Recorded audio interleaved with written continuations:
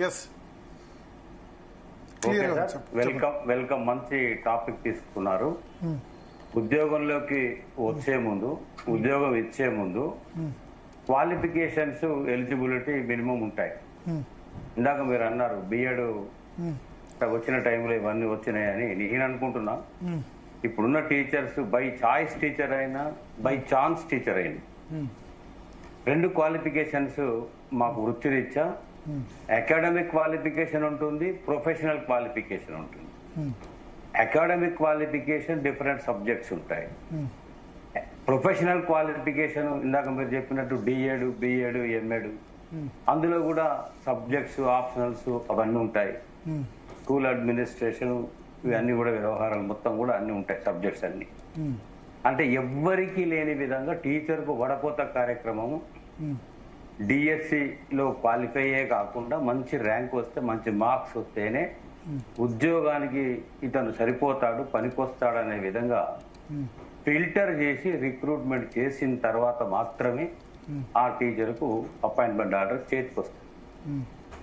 చేతికి వచ్చినాక by hook are crook, choice అయినా ఛాన్స్ అయినా, ఐ లవ్ మై ప్రొఫెషన్ అనే విధంగా టీచరు నిత్య విద్యార్థిగా, ఫర్ ఎవర్ స్టూడెంట్, సబ్జెక్ట్స్ ని ఎప్పటికప్పుడు అప్డేట్ చేసుకుంటూ, టీచింగ్ టెక్నిక్స్ ని అప్డేట్ చేసుకుంటూ, in service training professional programmes ని అటెండ్ అవుతూ తనకు తానుగా అప్డేట్ అవుతూనే ఉంటాడు. అది ఆ అవకాశం, ఆ అవసరం, ఆ ఆవశ్యకత టీచర్కు మాత్రమే ఉంది. అలా చేయకపోతే టీచర్ టీచింగ్ లో కానీ, ఎక్స్పీరియన్స్ లో కానీ, పిల్లలకు చదువు చెప్పడంలో కానీ వెనుకబడే అవకాశం ఉంటది అనేటువంటిది టీచరు అనుకుంటాడు, సమాజం అనుకుంటుంది, పిల్లలు కూడా ఒక డిస్సాటిస్ఫాక్షన్ ఫీల్ అవుతారు.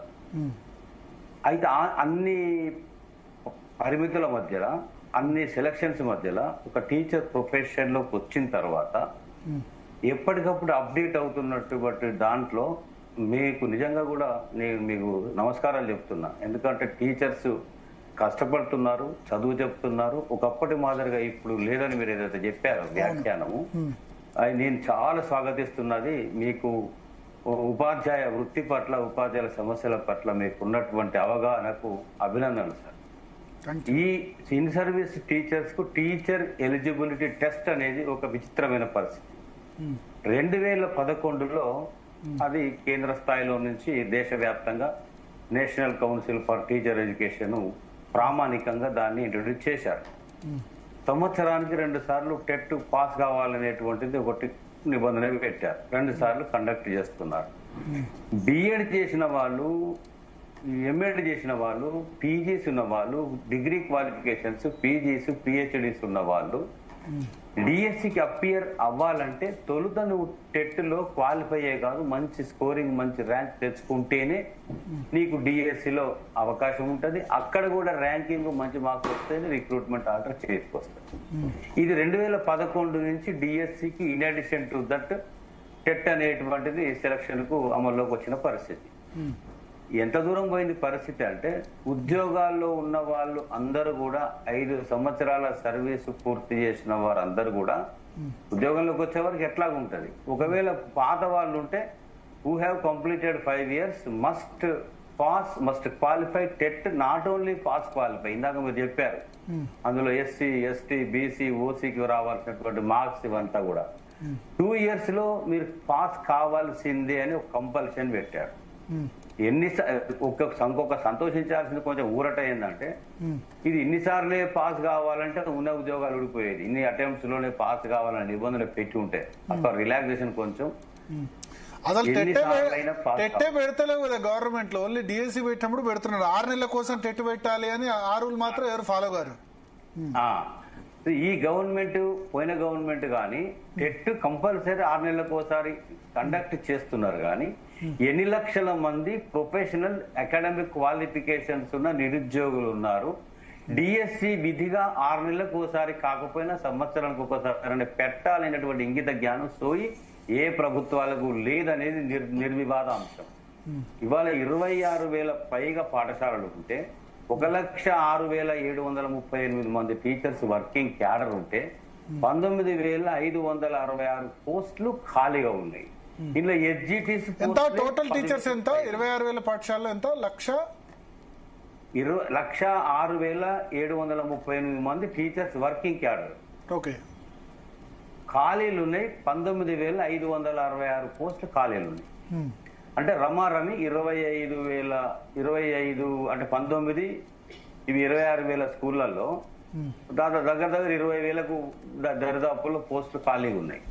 ఒక్క డిఎస్సి మేము మెగా డిఎస్సి పెడతామని వాగ్దానం ఇచ్చి నిరుద్యోగులకు మీకు ఉద్యోగ అవకాశాలు కల్పిస్తామని ఆశ చెప్పితే ప్రభుత్వము ఆశగా నిరుద్యోగులంతా ఎదురు చూసి క్వాలిఫై ఉన్నాము, మేము ఎలిజిబిలిటీతో ఉన్నాం, మాకు ఉద్యోగాలు వస్తాయని చూస్తే పోయిన గవర్నమెంట్ 5,897 పోస్టులు నోటిఫై చేస్తే ఈ గవర్నమెంట్ మరో 4 నుంచి 5,000 6,000 వీళ్ళకు 4,000 దాంట్లో యాడ్ చేసి 10,736 పోస్టులకు నోటిఫికేషన్ ఈ గవర్నమెంట్ ఇచ్చిన పరిస్థితి.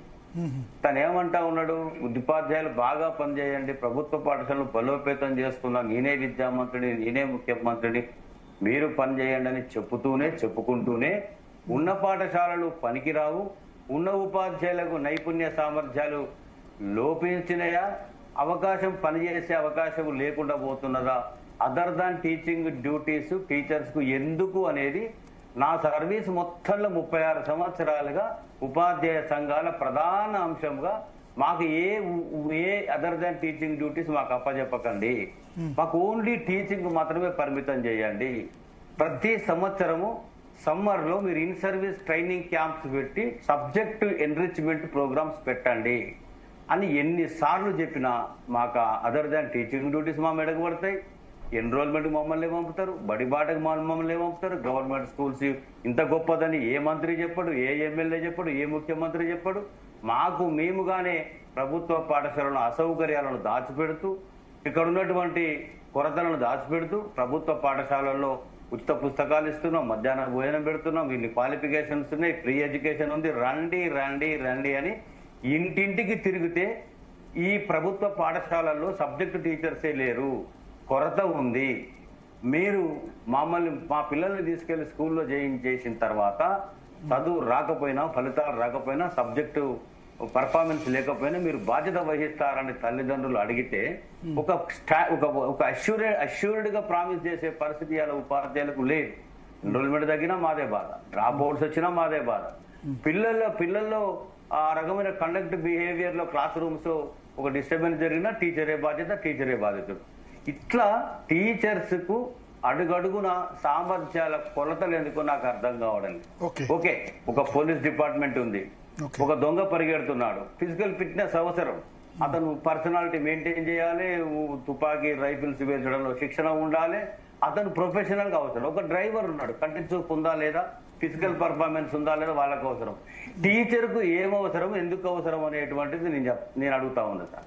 టీచర్ కు అవసరం లేదు కదా, లేనటువంటి దాన్ని ఎందుకు ఈ రకంగా కంపల్సరీ అనే దాన్ని తీసుకొస్తే, ఇందాక మీరు ఇంకో మంచి వ్యాఖ్య చెప్పారు, కోర్టులు సహితం మూలాలు చూడకుండా, పరిగణలోకి పరిస్థితులను తీసుకోకుండా తీర్పులు వస్తున్నాయా అనే విధంగా ఉన్నటువంటి పరిస్థితి. దాన్ని ప్రామాణికంగా తీసుకొని ఇవాళ NCTE no exemption for anyone, అందరూ పాస్ అవ్వాల్సిందే, పాస్ అవ్వకపోతే మీ ఉద్యోగాలు ఉండే ఊడిపోతాయినటువంటి అల్టిమేటం మాదిరిగా వచ్చింది.